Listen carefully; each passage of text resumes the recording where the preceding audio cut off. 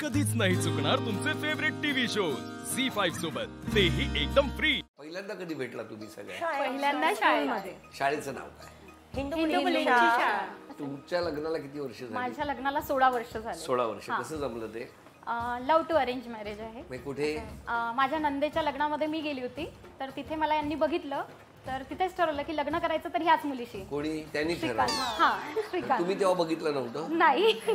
बरं, मग तुम्ही कधी बघितलं त्यांना? जेव्हा ते घरी यायला जायला लागले, रिलेटिव्ह असल्यामुळे, मग त्याच्यानंतर बोललेत की नाही, लग्न मला तुझ्याशीच करायचं आहे। मग ते इतरांच्या लग्नामध्ये मुली बघायला जायचे का?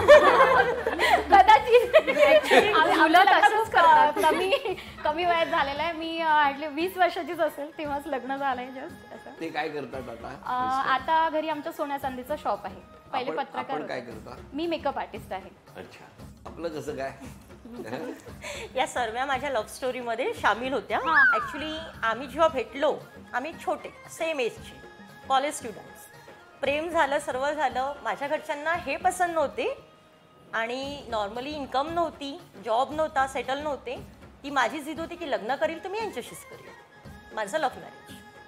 किती वर्षाचे असतात हे झालं? लग्न मी 18व्या वर्षी केलं। 18व्या वर्षी? हा, घाई होती त्यांना। त्यांना घाई होती? त्यांना असं वाटलं की घेऊन कोणी तर नाही जाणार। आता काय करतात मिस्टर? ते कार फायनान्स, त्यांचा म्हणजे स्वतःचा आहे बिझनेस आहे, कार फायनान्स लोन फायनान्स। आपण काय करता? मी ते जे सर्व करतात, हाऊसवाईफ। ते सगळं तुम्ही करता? हां। पण मला सांगा की त्यावेळेला जितकी एकत्र राहायचा, तसेच आताही तुम्ही एकत्रच असता? हां, सोडतच नाही त्याला कुठेही? आताही असंच झालं बरं। इथे यायची घाई मला, पण त्याला ऑफिस जायची घाई नाहीये? नाही, कारण की सजून तू कुठे चालली, हा मी तुला सोडून देतो। मग सांगितलं का? आता बघच टीव्हीवर सगळंच सांगते। ऍक्च्युली आम्ही जी वय निवडली ना लग्नाची, ती चुकीची होती आणि आजही मला पछतावा आहे त्या गोष्टीचा। पण डिसिजन माझं राईट होतं। मला ही गोष्ट आवडतं की नाही, मी डिसिजन छान घेतलं की मला तो मिळाला। त्याचं काय म्हणणं आहे आता? त्याचं हेच म्हणणं आहे की तू डिसिजन घेतला, मी तर घेतलाच होता, आता राहू सोबत, करू काय शकतो, राहावंच लागेल। माझं पण लग्न कमी वयातच झालेलं आहे, 18 वर्ष। नागपूरमध्ये काय तेव्हा हे आलं? आम्ही सगळे ऍक्च्युली 87ला जे बॉर्न झाले ना, ऍक्च्युली जो एक व्हायरल आला होता ना, तो त्यावेळेस आला। असं झालं।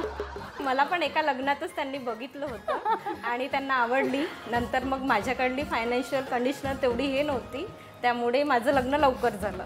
त्यामुळे लग्नानंतर आम्ही आमचं व्यवस्थित होतं, थोडं छान व्यवस्थित सगळं, हे इकडे जाणं तिकडे जाणं फिरणं सगळं व्यवस्थित होतं। त्यानंतर थोडं आमचं गडबडलं, थोडं हे झालं, मी जे राहते ना घरचे प्रॉब्लेम्स आहे ते थोडं बिघडलं आमचं। आणि आता 11 महिने झाले त्यांची डेट झाली आणि मी आता माझं फॅशन डिझायनर वगैरे सगळं सोबत झालं। त्यांनी मला खूप सपोर्ट केला। दुर्दैवाने त्यांनी निघून गेले ते, पण त्या काळात या मैत्रिणींनी कशी साथ? खूप सपोर्ट केला मला मैत्रिणींनी, खूप जास्त। आणि आज मी स्वतः फॅशन डिझायनिंग केली आणि स्वतःचं बुटीक आज मी ओपन आहे ना, स्वतःच्या पायावर आहे। आणि 2 मुलं आहेत मला, एक 16 वर्षाची मुलगी आहे, ती 11th आहे, आणि मुलगा। उत्तरोत्तर आणखी चांगलं होणार, ही शुभेच्छा तुम्हाला। बस सपोर्ट आहे सगळ्या, आणि आम्ही सगळ्या मिळून मिसळून सगळ्या राहतो। आपलं कसं काय? माझं अरेंज मॅरेज सर। तो चेहरा का पाडताय पण? नाही, सगळं लव्ह मॅरेज ऍक्च्युली माझं लव्ह मॅरेज म्हणून तिचं अरेंज झालं। हिला पळवलं हिनी, आम्हाला माहितच नाही, स्वाती फोन उचलत नाहीये, आम्ही दोघी घरी पळून जाऊन गेलंय मी लग्न। पळून गेली, हिनी मला पळवलं, त्यानंतर मी घरी कोणाला सांगितलं नाही। घरी जेव्हा कळेल तेव्हा हिचे पप्पा आज परत येईल। मी पण जाणार आहे हे मला नव्हतं माहिती। मी फक्त भेटायला गेले होते की मी जे करू का दुसऱ्याशी लग्न, तू सेटल नाहीये, म्हणजे मला पण ऍक्च्युली तुझ्यावर बर्डन नाही टाकायचंय, तू पण लहानच आहे या सर्व गोष्टी। पण त्यांनी मला परतच नाही दिलं।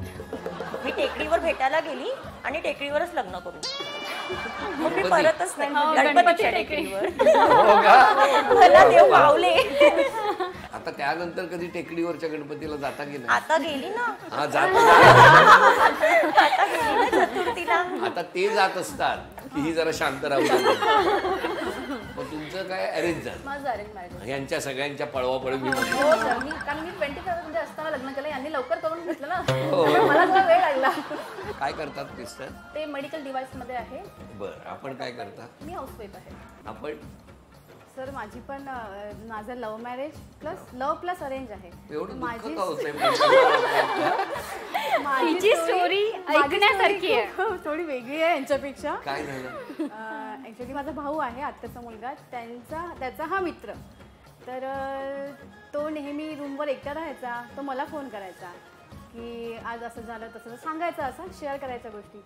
मग याचा हा मित्र होता माझे मिस्टर. तर ते म्हणायचे अबे तेरी सिस्टर से तू बात करता तो कभी मुझे भी नंबर दे, मुझे भी बात करने दे.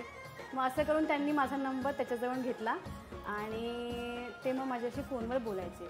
तर आम्ही तब्बल 6 महिने एकामेकाला न पाहता फोनवर बोलत होतो. आणि ते बोलता बोलताच आमचं म्हणजे बॉन्डिंग झालं. आणि मग आम्ही फोनमधून नागपूरमध्ये ना शब्दांमध्ये बोलण्यामध्ये. बरोबर आहे. आणि माझा थोडासा स्वभाव इथं इमोशनल आहे ना, मग मी म्हटलं यार आता इतकं तर माझं बोलणं झालं यांच्यासोबत. मग मी जर त्यांनी मग मला प्रपोज केलं फोनवरच प्रपोज केलं मला. तर मी म्हटलं, ते म्हणे मला की तुला मी पाहिलं नाही अजून तृप्ती. तर मग ते म्हणे एकदा तर तू मला भेटल्यावर मला तू नाही म्हणशील तृप्ती. मी म्हटलं असं नाही होऊ शकत, कारण आता एवढं जेव्हा बॉन्डिंग आमचं हे झालं तर मग कसं कोणाचं मन दुखवणार. मग भेटलात तुम्ही? मग आम्ही 6 महिन्यांनी भेटलो. कुठे? रस्त्यावर, चौकात. रस्त्याच्या पलीकडे. आणि मग आम्ही बोललो असंच. त्यांनी मला पाहिलं, मी त्यांना पाहिलं. त्यांची हाईट 6'2", माझी हाईट 5'2". मग त्यांना असं वाटलं की तृप्ती तू माझी हाईट पाहशील, मी तुझी हाईट पाहिल तर मग असं राहते ना किंवा कपलमध्ये किंवा सेम एज. हो काय? मला नाही माहिती असं राहते सर. हो असं हे नवीनच ऐकतोय. मग काय? मग हे सगळं काही पाहू नको म्हणे, तुला आवडलं असेल तर तू मला हो म्हण, अदरवाईज तुझी इच्छा. मी म्हटलं नाही. म्हटलं आता आपण कंटिन्यू फोनवर कंटिन्यू नाही. मग आम्ही ते औरंगाबादला होते, अरे मी नागपूरला होते. आम्ही भेटायचो नाही, काही नाही. मग आम्ही सगळं काही अरेंज करून मग त्यांनी मला 2-3 मीटिंग मध्ये पाहणं, मोठ्या लोकांना घेऊन येणं, हे सगळं आणि आज ते सर्वांना कळेल. पण मला सांगा, आता ते मिस्टर घरात तुम्हाला काही कामात मदत करतात? हो. काय मदत करतात? किचन मध्ये काही फळीवरचे डबे काढून वगैरे नाही, पण बाकी भाजीपाला आणण्यापासून काही चिरसार करून देण्यापासून सगळं करतात. आणि एक सर महत्वाची गोष्ट सांगू इच्छिते मी आज. सांगा. मी हे सगळं झाल्यावर सुद्धा माझ्या बाबांना आजपर्यंत नाही माहित की हिचं लव्ह मॅरेज होतं हे. दडपण आलं. आणि आज मी सॉरी म्हणते माझ्या बाबांना की मी तेव्हा नाही सांगू शकले. पण मला सांगा, बाबांना जावई आवडतो? हो, खूप आवडतात. आता काय रागवणार नाही? रागवणार नाही, पण त्या निमित्ताने आज तुमच्या निमित्ताने मी सांगू तशी. मला मध्ये ठेवलाय. बाबा रागावू नका, आता सगळं व्यवस्थित झालेलं आहे, सुखात आहे. त्यात टेन्शन असेल तर तुमच्या जावयाचीच वाट लागत असेल तर तुमची मुलगी सुखात आहे, काळजी करू नका. झी5 ॲप डाउनलोड करा आणि पहा सर्व एपिसोड्स एकदम फ्री.